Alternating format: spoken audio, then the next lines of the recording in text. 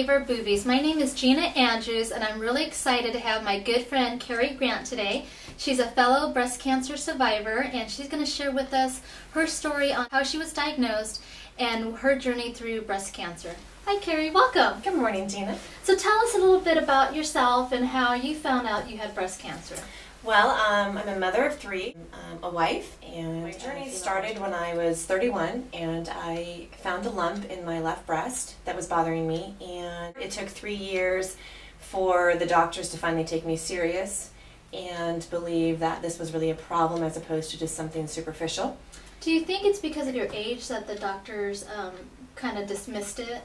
It was hugely because of my age, and then it also was because I didn't fall into a particular bracket where I was either overweight, I wasn't a smoker, I wasn't a drinker, didn't do drugs, and it wasn't in my family. So all of those in combination with my insurance not wanting to cover it. So there were lots of variables. So what finally did the doctors examine the lump and go further in the treatment to diagnose it? I had to do it myself, so I had to pay for it myself. So I saw a plastic surgeon, and I was going to have him just remove the lump.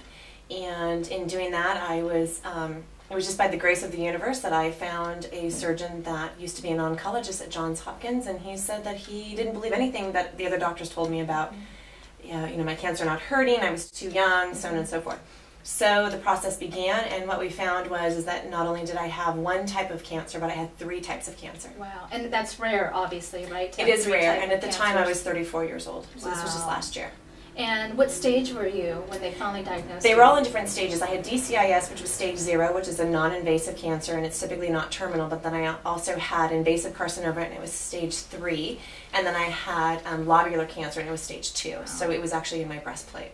And can you quickly share with us some of the treatments that you had to go through? Yes, I had to have several lumpectomies, several biopsies. I did have 1 mastectomy, 3 months worth of chemotherapy, 3 months worth of radiation, another mastectomy, and 2 reconstructive surgeries. Wow. And through all this, how was your family? Were they supportive through this whole process? Because I'm sure it was pretty devastating for them to see you go through this. They were. It was really hard for so many of them to sort of wrap their brain around it and come to terms with the fact that not only did I have cancer, but that I've had cancer since I was 31, and it could have easily been avoided or cut off at the point where it wasn't a terminal cancer. Mm-hmm. So they were upset at first, and then we all sort of just got on board and treated it like a business, and we just needed to get it handled. That found a lump in her breast, and she's young, and her doctor's ignoring that. What is your suggestion and what women should do to try to fight and be an advocate for their own health? I would tell them to never stop fighting. One of the big revelations that had come to me was when I met with my oncologist and I was going through my 3 months of chemotherapy. We did what I called my mortality chart, which is not really what it is, but they put your data into a system and they tell you the likelihood of you getting another cancer or having this cancer reoccur.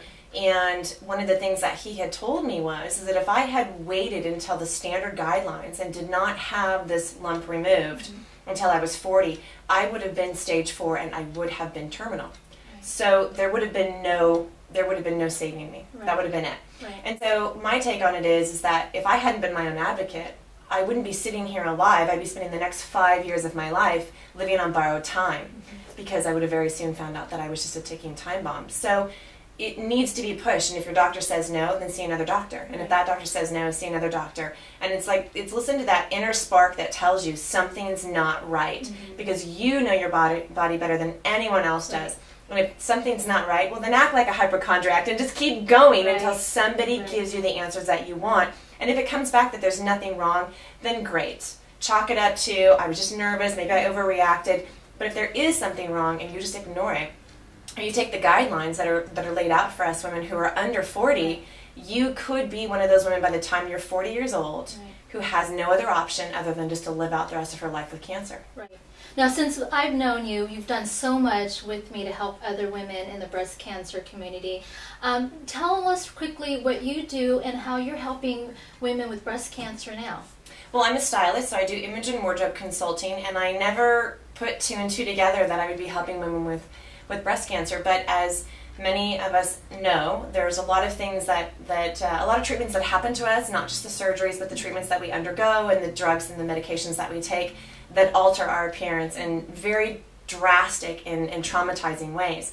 And so what I've done is I've actually donated my services to Susan G. Komen. I've donated my services to the American Cancer Society to give women who have either are currently going through treatments and through their cancer journey or have been through it in the past.